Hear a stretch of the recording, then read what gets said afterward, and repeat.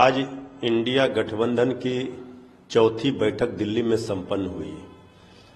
इसकी सफलता की गारंटी इस बात की है कि सभी दल के नेताओं ने संकल्प लिया कि भाजपा मुक्त भारत 24 में बनाना है और ये लोकतंत्र संविधान को रौंदने वाली बीजेपी मोदी जी की सरकार को हटाना है, देश को बचाना है।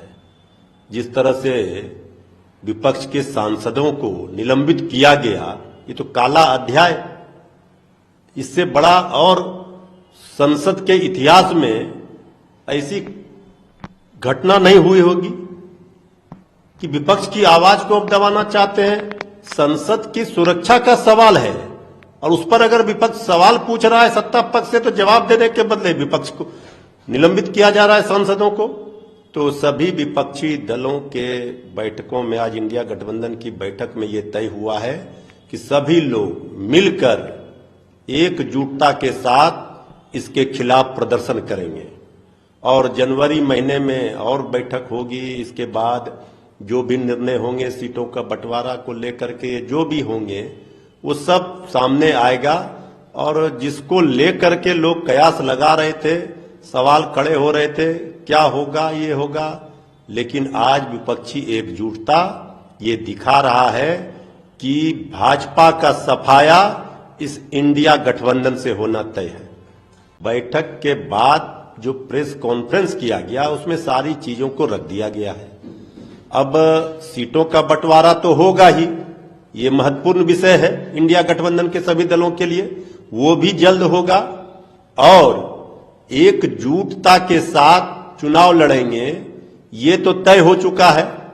अब सीटों का बंटवारा हो, चाहे पीएम पद का चेहरा को लेकर के, तो पीएम तो जो भी होंगे इंडिया गठबंधन की ओर से, वर्तमान पीएम आदरणीय मोदी जी से बेहतर होंगे। लेकिन इस सरकार के खिलाफ जिस तरह से जनता परेशान है, नौजवान, किसान, गरीब, मजदूर सब परेशान है, इससे मुक्ति इस सरकार से दिलाने के लिए देश की जनता को राहत मिले, इसका संकल्प सबने ले लिया है। और शंखनाद मोदी जी की सरकार के खिलाफ आज की बैठक में यह तय हुआ कि सब लोग मिलकर प्रोटेस्ट करेंगे, विरोध करेंगे जो निलंबन सांसदों का हुआ है। आगे और कार्यक्रम बनेंगे, साझा उम्मीदवार भी होंगे, एक उम्मीदवार विपक्ष का इंडिया गठबंधन का होगा और साझा कार्यक्रम में सामूहिक रूप से सब लोग एक साथ एक मंच पर दिखेंगे।